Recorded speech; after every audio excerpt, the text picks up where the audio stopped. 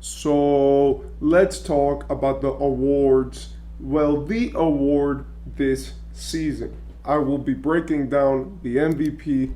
I made a video about the Defensive Player of the Year, and honestly, I thought it was a great video in terms of the fact that I did believe that that video was a very good topic to talk about because it was one of the awards where it had been competitive and it still keeps being competitive, throughout the season. Now, we've seen another award which recently has been one of the most talked about awards, which is the MVP and who deserves this award.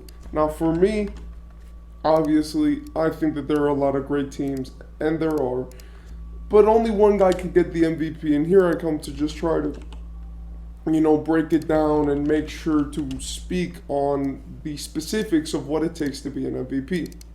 First, I want to say that there are five main MVP candidates this season, and that's it.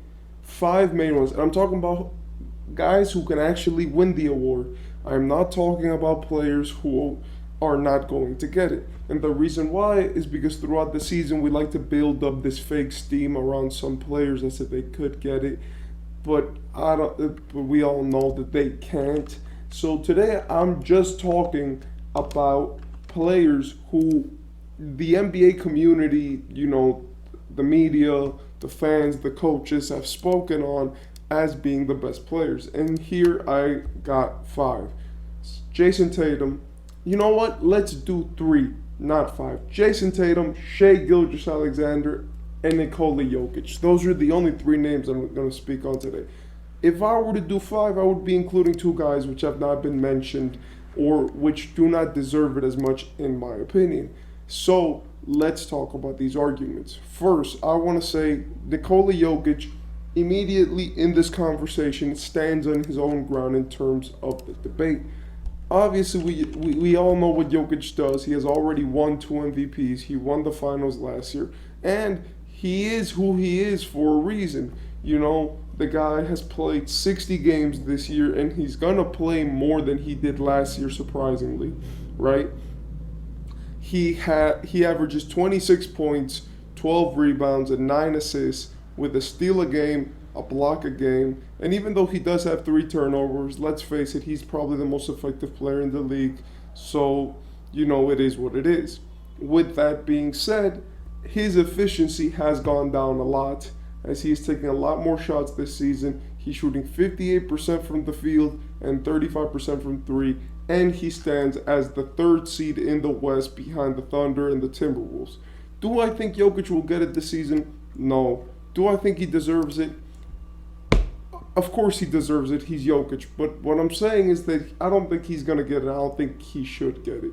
The reason why is because Jokic, even though he's been great this season, he has shown consistently that he doesn't care that much about the regular season in comparison to the playoffs. Now, why would that matter to someone who's voting for the MVP? Well, because even if we talk about statistics, we could see that his statistics this season have not been up to par with what he does, than what he has done in other seasons. Last season, which was probably one of his best MVP cases so far. The only thing is Joel Embiid, just in my opinion, had a better one. He was way more effective. He was way more transcendent with the ball. And in my opinion, especially when it comes to his MVP case, I do believe that the win column is speaking for itself. In terms of the NBA, he's actually I think the 4th best team in the entire league, and that causes him to trail behind, because even though I do think that individual performance is key in MVP, like you could be a 3 seed and win the MVP if you were just the greatest, like far and away, but I do also think that seeding matters. And the team performance matters when you're talking about the most valuable player in the NBA. If we're being honest, the NBA is not like many other sports. in the NBA, one individual player could win you a game, right?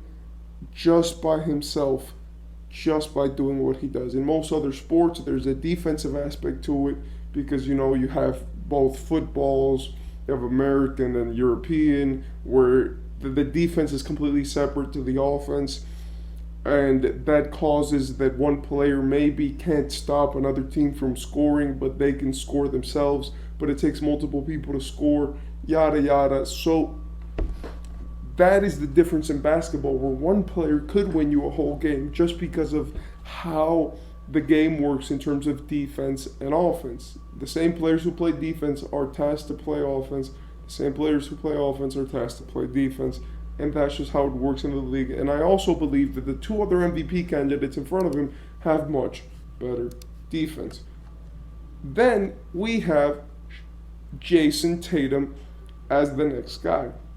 Jason Tatum is the best player on the best team. He's on a historic team right now, which just clinched a playoff seeding this early into the season.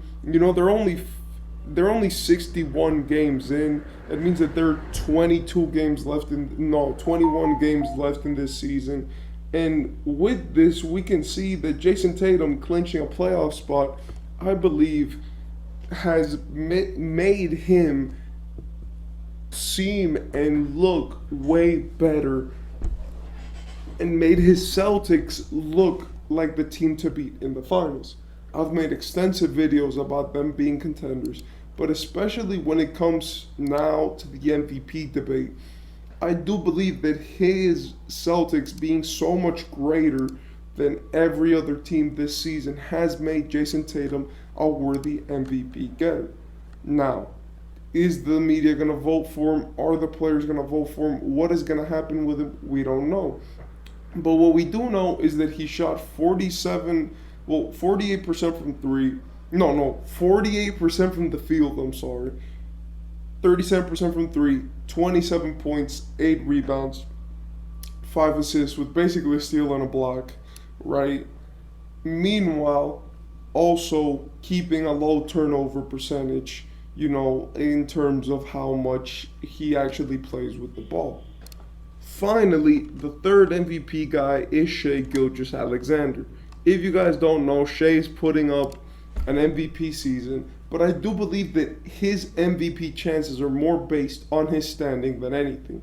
Him, as a guard, is averaging 31 points per game, a block, a steal, the less turnovers out of these three players, which I just mentioned. He's averaging 6.5 assists, 5.6 rebounds, meanwhile shooting 55% from the field and 38% from three.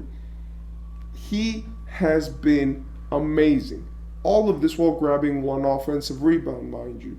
So when we talk about Shai, what we're basically saying is he going to get this MVP? And maybe he should.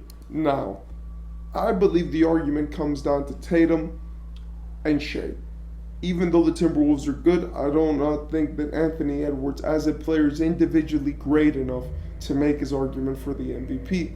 And even though the Thunder are the second seed, they're only the second seed because they're tied with the Timberwolves, and the Timberwolves get the first overall nod. So when we speak on this MVP chance for Shai, we're seeing a very likely chance that his Thunder are going to finish first in the West.